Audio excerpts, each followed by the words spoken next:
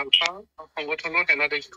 পৰেশ বৰুৱা আৰু তেখেতৰ সৈতে পুনৰ সংযুক্ত হৈছো। শেহতীয়াভাৱে জুবিন গাৰ্গ আমাৰ মাজৰ পৰা নাই। জুবিন গাৰ্গ হোৱাৰ পিছত আপুনিও মন্তব্য কৰি আছে, বিভিন্ন ধৰণৰ প্ৰতিষ্ঠানত সংবাদ প্ৰতিষ্ঠানত মন্তব্য কৰিছে। কিন্তু এটা কথা জানিব মন গৈছে যে জুবিন গাৰ্গ ঢুকোৱাৰ পিছত জুবিন গাৰ্গক লৈ আপুনি কৰা মন্তব্যসমূহে সামাজিক মাধ্যমত ক্ৰিয়া প্ৰতিক্ৰিয়া হৈছে। জুবিন গাৰ্গে মদ খোৱা প্ৰসংগ বা জুবিন গাৰ্গক মদ খোৱা প্ৰসংগত আপুনি যেতিয়া মন্তব্য কৰিছিল, এই মন্তব্যটোক লৈ বহুতে ক'ব বিচাৰিছে যে জুবিন গাৰ্গক মদ খোৱা প্ৰসংগসমূহ কিয় এতিয়া আলোচনা কৰিছে। এই বিষয়ত আপুনি কি ক'ব? জুবিন খোৱা প্ৰসংগটো মই কিয় আলোচনা কৰিছো, এই যিবিলাক চিটুৱেশ্যন মানে situation compared to me to say about the wine, about the alcohol. সেইকাৰণে কৈছো মদৰ বিষয়ে কি জ্ঞান আছে এই বিষয়টো মই বাৰণ কৰিছো। এতিয়া বাৰণ কৰিছিলো, বহু আগতেও কৰিছো। এই যোৱাবাৰ বিহুৰ যি ঘটনা গৈছিলে মাজুলী হত্যাধিকাৰীসকলৰ লগত বিতৰ্কৰ সৃষ্টি হৈছিলে, যি অভিশাপ দিছিলে, সেই সময়তো মই কবলৈ বাধ্য হৈছিলো। সেইকাৰণে কৈছিলো জুবিনক যিভাৱে অভিশাপ দিছিলে, আৰু সেইটো মই নকলে সেইটো মানুহে ভুল বুজিব। বা হত্যাধিকাৰীসকলে যদি এনেকৈ যদি অভিশাপ দিছে, এইটো এটা ভুল পন্থা আছিলে। অভিশাপ নিদি তাক এটা উদাহৰণী ভাৱে কিছুমান যদি কথা ক'লেহেঁতেন, আশীৰ্বাদমূলক কথা ক'লেহেঁতেন, সেইটো বেছি কামত দিলেহেঁতেন বুলি মই ভাবিছিলো। আৰু যেতিয়া মই কিন্তু মদৰ প্ৰসংগটো আনিছিলো, তাৰ পিছতে মই গৰিমা মই ব্যক্তিগতভাৱে কৈছো, তুমি চাবা মদে কিন্তু এদিন ইয়াৰ ধন পত্নী নিব, কিন্তু ইয়াৰ জীৱনটো আধাতে সামৰিব লাগিব। আমি কামনা কৰা নাই, অসমৰ মানুহে কামনা কৰা নাই তাই যে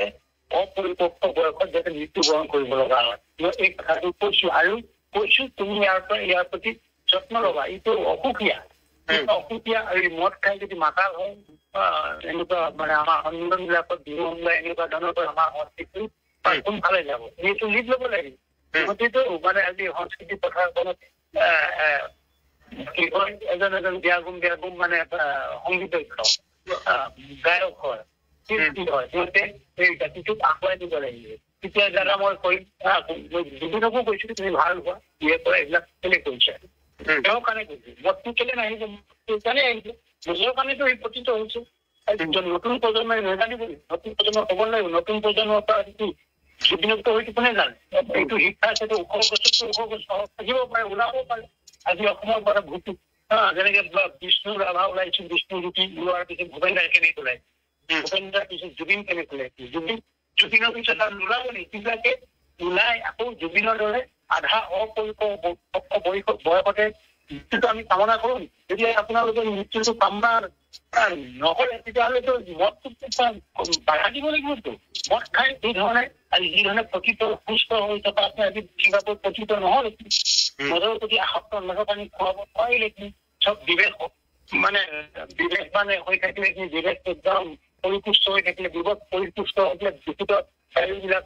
দূষিত কথাবিলাক মগজত সোমাব নোৱাৰেতো। বিবেকটোতো প্ৰথম, বিবেক ধ্বংস কৰে মদে। সেইকাৰণে মদৰ প্ৰসংগটো আছে নতুন প্ৰজন্মৰ কাৰণে, নতুন প্ৰজন্মৰ কাৰণে কিছু ধপাত নাথাকে, কেঞ্চাৰ হয়, ধপাত পিছফালে এটা বহুত বেমাৰ হয়, মানে লিভাৰ একেবাৰে চেচ হৈ যায়। কোনোবা ধপাত খাই লিভাৰ চিছত মানে পচিত হয়,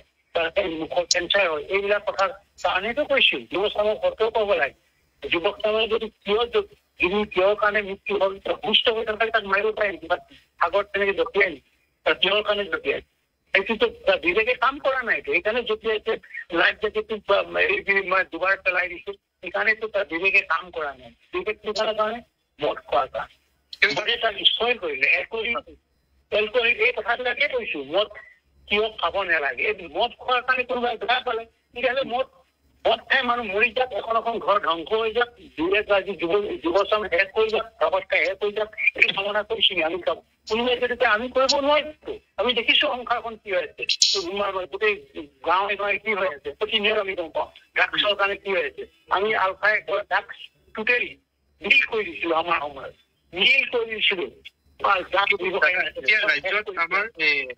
মদৰ লাইচেন্স আৰু ড্ৰাগছৰ প্ৰয়োভৰটো কিন্তু বৃদ্ধিয়ে হৈছে, এতিয়া কমি যোৱা নাই ৰাজ্যত শেহতীয়াভাৱে। এই সম্পৰ্কত আপোনাৰ এটা আহ্বান বিচাৰিম। এই কথা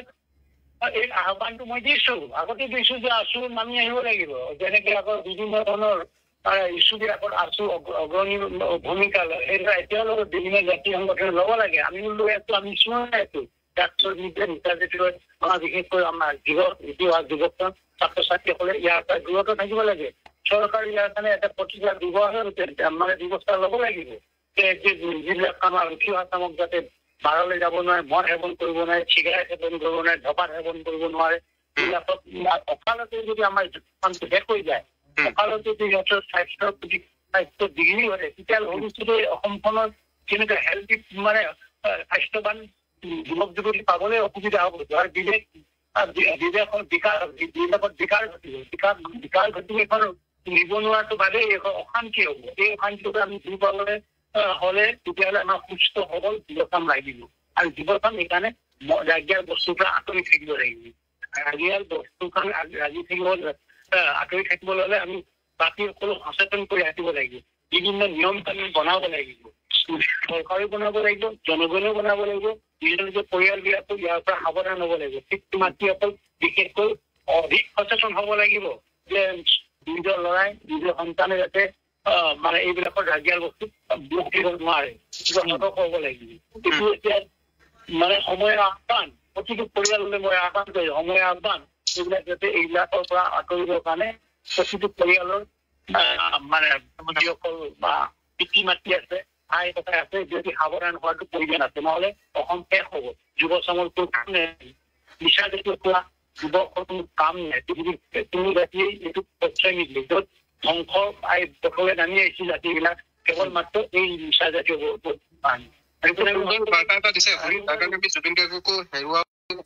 অন্যতম এটা কাৰণ আজিৰ দিনটোত গৰিমা গাৰ্গ শইকীয়াক অৰ্থাৎ জুবিন গাৰ্গৰ পত্নীক SIT মাতিছে আৰু আপুনি গৰিমা গাৰ্গ সম্পৰ্কেও মন্তব্য দিছে যে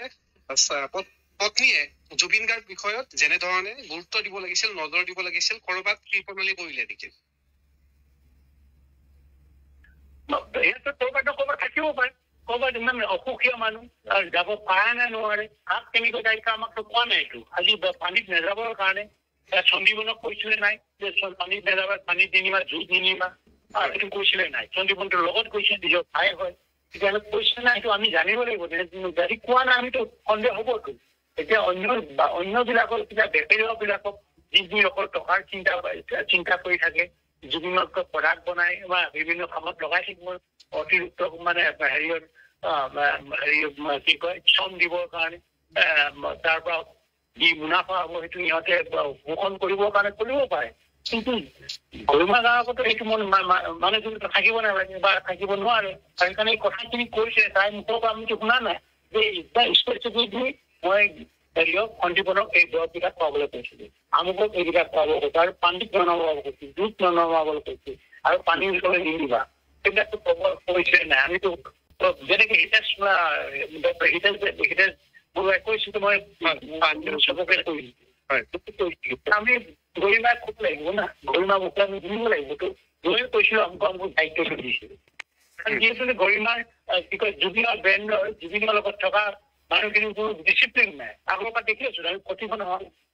বিমান দেখিছো মই সেইকাৰণেই কৈছো বিভিন্ন পৃথিৱীৰ বিশ্বৰ যিবিলাক ডাঙৰ ডাঙৰ ব্ৰেণ্ড আছে সেইবিলাক আমি দেখিছো মই দেখা দেখিছো বনিয়মৰ কথা কৈছো বনিয়ম গ্ৰুপৰ কি ডিচিপ্লিন আৰু অন্যান্য যিবিলাক বাহিৰ বাংলাদেশৰ হওক অন্যান্য ব্ৰেণ্ডবিলাকৰ এটা ডিচিপ্লিন থাকে তেনেকুৱা ধৰণৰ একদম মদ পানীটো নেখাই এটা সুন্দৰভাৱে এটা উশৃংখলভাৱে একদম ডিচিপ্লিন হোৱাই পৰিৱেশন কৰে মানুহেও ভাল পায় দোকানসকলো একদম মন দি শুনে এইটো নাছিলে উশৃংখল হৈ কিছুমান হোৱাৰ কাৰণে উশৃংখল কৰিছিলো মদে কৰি মদটো প্ৰথম শক্তি জনগণৰ শক্তিটো হৈছে মদ যুৱচামৰ শক্তি হৈছে মদ নিচাজাতীয় বস্তু ৰাগিয়াল বস্তু ধপা শক্তি হৈছে দেহা থাকিলে দেহা জানিব লাগে দেহা সেইখিনি শেষ কৰি দিয়ে নিচাজাতীয় দ্ৰব্যই শেষ কৰি দিয়ে এলকহলিক হ'লে এতিয়া কি কামত একো নাই এলকহলিক হ'লে এটা আধা বয়সলৈ যদি প্ৰাপ্তবয়স্ক যদি এলকহলিক হৈ যায় একো নাই দিব লাগে জীৱনকে থব এইটো সেইজনৰ পৰা আমি আশা কৰিব নোৱাৰো এতিয়া ভূপেন দাই এটি খাইছে কিন্তু নিয়ম মাতি খাইছিল ভূপেন দাই এই ধৰণতে একদম ৰাষ্ট্ৰপতি নাযায় ব্ৰেইনটো ঠিক থাকে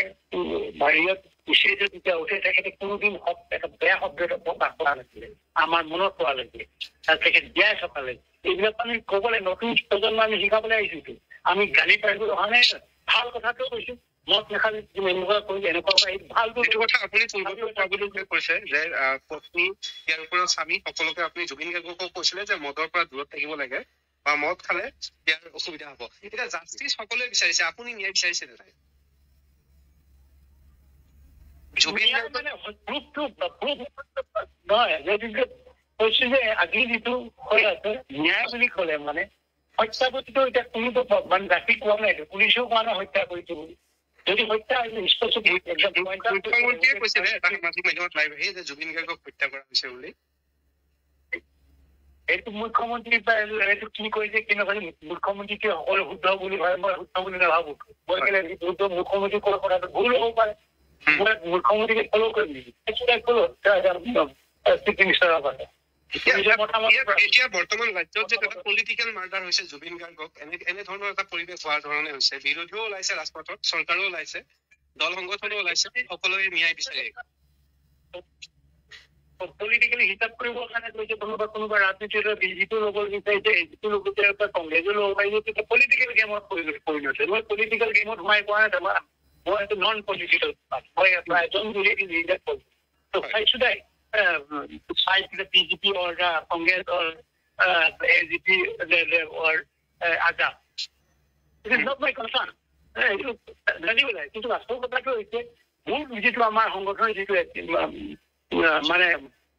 বক্তব্য সংগঠনৰ ফালৰ পৰা কৈছো মোৰ ব্যক্তিগত নহয় মই যে সংগঠনৰ এজন ব্যক্তি মই এটা চেপাৰেট ইণ্ডিভিজুৱেল হোৱা নাই সংগঠনৰ ফালৰ পৰা কৈছো আমি সংগঠনে আগৰ পৰা কৈছো এতিয়া কৈছো সংগঠন মই যেতিয়া মই যেতিয়া কৈছো এতিয়া মই কৈ আছো ক'বলৈ প্ৰয়োজন আছে মানুহে সুধিছে আলফাই কৰিব লাগে এই কৰিব লাগে এই কৰিব তাৰ কাৰণে সেইটো কাৰণে মই ক'বলৈ বাধ্য হৈছো আৰু বাধ্য বহুত দিন চাইছো আমি সত্যটো হওক উদ্ঘাটন হওক এতিয়া চাইছে এইবিলাক কথা জানি লৈছো সেই চব আহি ছিংগাপুৰৰ মানুহখিনিও দিছে কিমান যদি ফেক প্লেয়াৰ যদি বেয়াকে মানে ইহঁতি ফাউল প্লে হৈছিলে ছিংগাপুৰৰ মানুহখিনি যাব দিয়ে দিম এইটো ৰাইট আছিলে না অসমৰ মানুহ এটা এৰেষ্ট কৰিলে কৰিলে নকৰিলে যদি ফাউল প্লে হ'ল ছিংগাপুৰ যিখিনি আহিলে সিহঁতৰ ল'লে ষ্টেটমেণ্টৰ লগে লগে ৰাখিলে ডিটেনশ্যন কৰিলে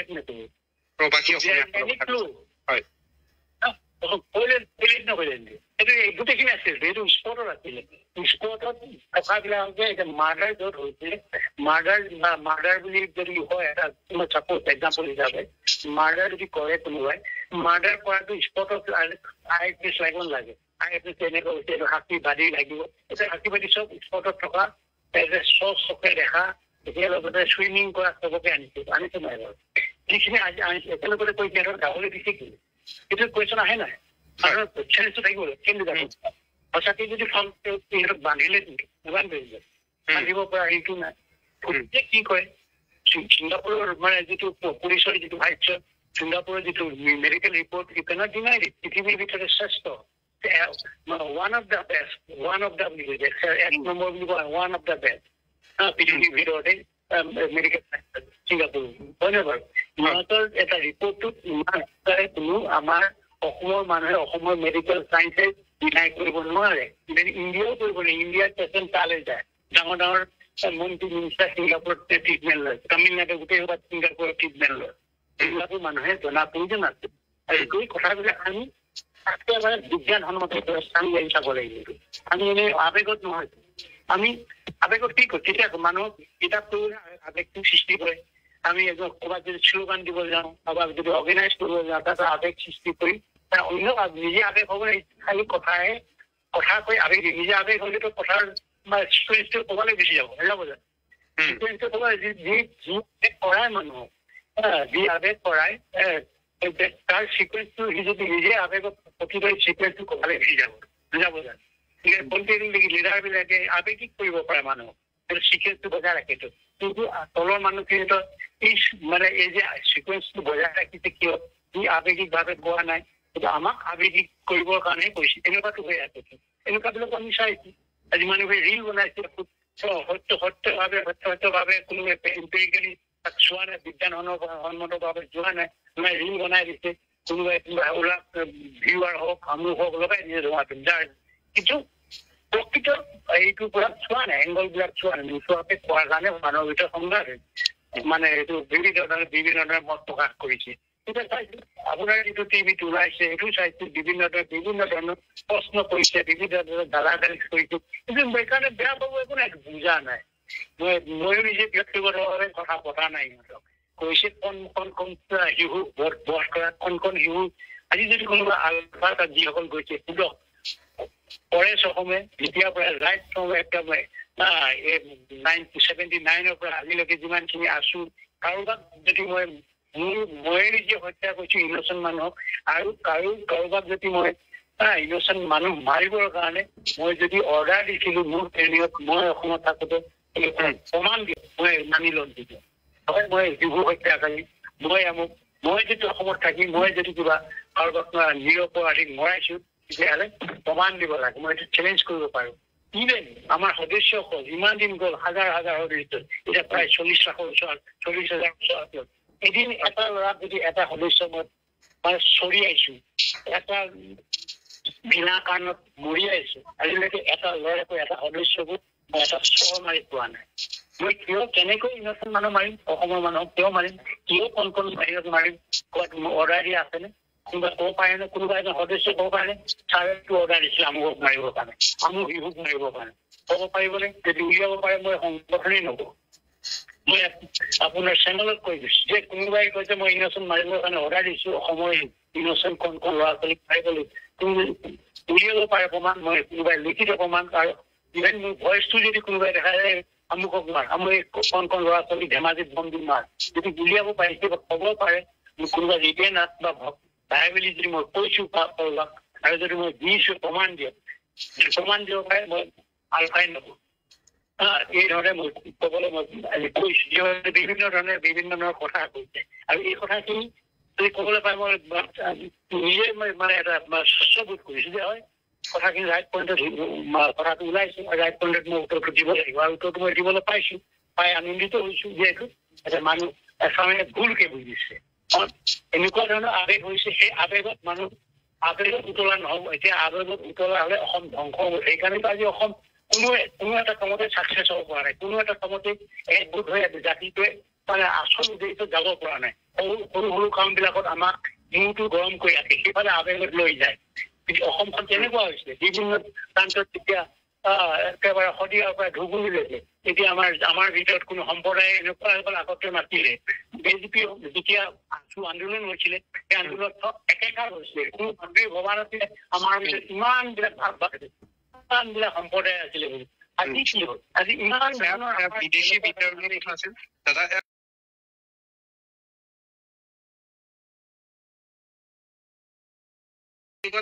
পৰিৱেশ হৈছে প্ৰায় এমাহ, আজি 5 দিন হ'ল, জুবিন গাৰ্গৰ কেৱল ন্যায় বিচাৰি মানুহবিলাক ওলাই আছে, কিন্তু ন্যায়টো কি, প্ৰকৃত সত্যটো কি, এই সম্পৰ্কে আপুনি কৰা পিছত সামাজিক মাধ্যমত বিভিন্নজনে প্ৰশ্ন কৰিছিল আৰু আমালৈকেও ফোন কৰিছিল, আৰু আজি আপোনাৰ কলো এই বিষয়টোৰ ওপৰত আপুনি সুন্দৰকে এটা বাৰ্তালাপ দিলে। কিন্তু এটা মোৰ অনুৰোধ থাকিব আপোনাৰ যথেষ্ট কনিষ্ঠ হিচাপে, যে জুবিন গাৰ্গ যিহেতুকে আমাৰ মাজৰ পৰা নাই, অসমৰ হীৰাৰামঠু গৰাকী, গতিকে জুবিন গাৰ্গ মৃত্যুৰ পিছত এই মদ জাতীয় বস্তুসমূহ যদি আপুনি যদি নকয় তেতিয়াহ'লে খুব ভাল পাম। মানে মানুহখিনিও মানে যি হৈ গ'ল, আৰু এতিয়া আমি জুবিন গাৰ্গৰ সৃষ্টিমূলক আলোচনাসমূহ যাতে আমি সংবাদ মাধ্যমত আলোচনা কৰো, এনেকুৱা এই কথাটো এইকাৰণেই ক'ব লাগিব যে জুবিনৰ প্ৰকৃত নহয়, জুবিনৰ মত কথাটো মই বেয়া উদ্দেশ্যত কৰা নাইতো, নতুন প্ৰজন্ম ভাল হ'বৰ কাৰণে কৈছো। এইটোতো অন্য ভালে ক'লে মই কেনেকে হ'ব, মইতো বেয়া উদ্দেশ্যত কৰা নাই নে, মদটো কিহৰ কাৰণে কৈছো। আমি শিক্ষা নল'ম নেকি, অতীতত কি হৈছে আমাৰ ভুলবিলাক আমি নাচাম নেকি, আমি অতীতটোকে চাওঁ, আগন্তুক দিনবিলাক আমি বৰ্জন কৰিব লাগিব। কিন্তু জুবিন গাৰ্গৰ নামটো থাকিলে কৰবাত জুবিন গাৰ্গৰ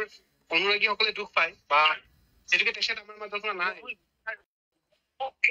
সেই কথাটো আৰু যেতিয়া আলোচনা চলি আছে আমি সৃষ্টিৰাজি কণ্ডেম কৰা নাই, তাৰ যিটো প্ৰতিভা, তাৰ যিটো সৃষ্টি কৰি থৈ গৈছে সংগীতত, সেইটো আমি কিবা কণ্ডেম কৰিছো নে, সেইটো মানি লৈছো। কিন্তু যিটো বস্তু কিহৰ কাৰণে পতিত হ'ল মতটো, সেইটো বাদ দি আমি নতুন প্ৰজন্মক কি শিকাম তেতিয়াহ'লে? নতুন কাইলৈ আকৌ এটা গায়ক ওলাব, তেনেকৈ আকৌ ভাল জুবিনক আৰু ওপৰত গুচি যোৱাৰ সম্ভাৱনা থাকে, সি যদি 8 বাৰতে মদ খাই লৈ মানুহ মানে মই যি কৰিম তাকেই হ'ব, মই এইটো কৰি মোৰটো মানিব লাগিব, 10জনে এইটো অশুদ্ধ বুলি কয়, মদ বেছি খালে স্বাস্থ্যৰ কাৰণে ক্ষতি হ'ব, এই কথাটো আমি ক'ব নোৱাৰিম। তেতিয়াহ'লে এনেকুৱাটোৰ কাৰণে এই আৱেগৰ কাৰণে আমি আৰু এচাম বেয়া কৰিম নেকি যে প্ৰতিভাৱান এইখিনি জাতিৰ ভিতৰত ভাল মানে গায়ক ওলাব, তাতে ভাল শিল্পী ওলাব, সেইখিনিক আমি আধাতে হেৰুৱাবলৈ কৰিম নেকি? কওকচোন।